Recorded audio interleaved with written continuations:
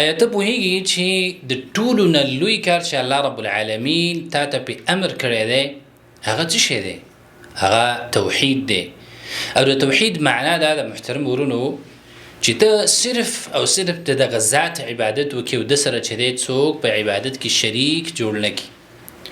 ته صرف چې دی د دغه ذات نه دعا وغواړې، ته صرف د دغه ذات سره مینه محبت وکړې د حد چا نه ډېر، او ته خپل ټول امیدونه دغه ذات پورې وتړې، ته د دغه نه خوف وکړې، یره وکړې، او صرف دغه رب باندې چې دی ته توکل وکړې، او په دې ټولو صفتونو کې د رب العالمین سره څوک شریک جوړ نه کړي.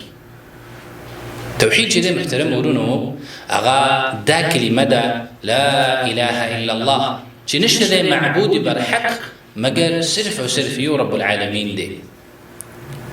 دا کلمه ده چې دی وجه نه الله رب العالمین ټول مخلوقات پیدا کړي، ځمکې او اسمانونه پیدا کړي دي. د دې وجه نه الله رب العالمین بعد قیامت پر ورځ باندې د عدالت او د فیصلې تله چې دی هغه قایمي. دی وجه نه الله رب العالمین رسولان را لېږلي دي. الله فرمایي ولقد بعثنا في كل امة رسولا ان اعبدوا الله واجتنبوا الطاغوت. دی وجه نه الله رب العالمین ټول اسماني کتابونه نازل کړي دي.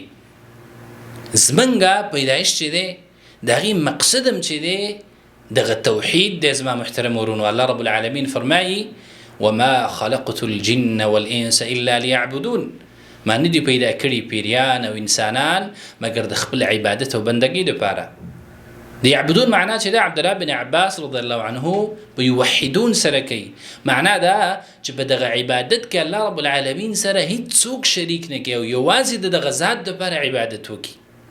دغه ذات چې دی هم په کارونو کې، هم په نومونو صفتونو کې، او هم په عبادتونو کې ته یو وګڼي. زما محترم ورونو که چېرته ته غواړې چې په دنیا کې هم ته مطمئنې، په آخرت کې هم چې دی ستا ژوند هغه د سعادتي او ته چې دی جنت ته لاړ شي، نو بیا توحید باندې کلک او مضبوط ودرېږه.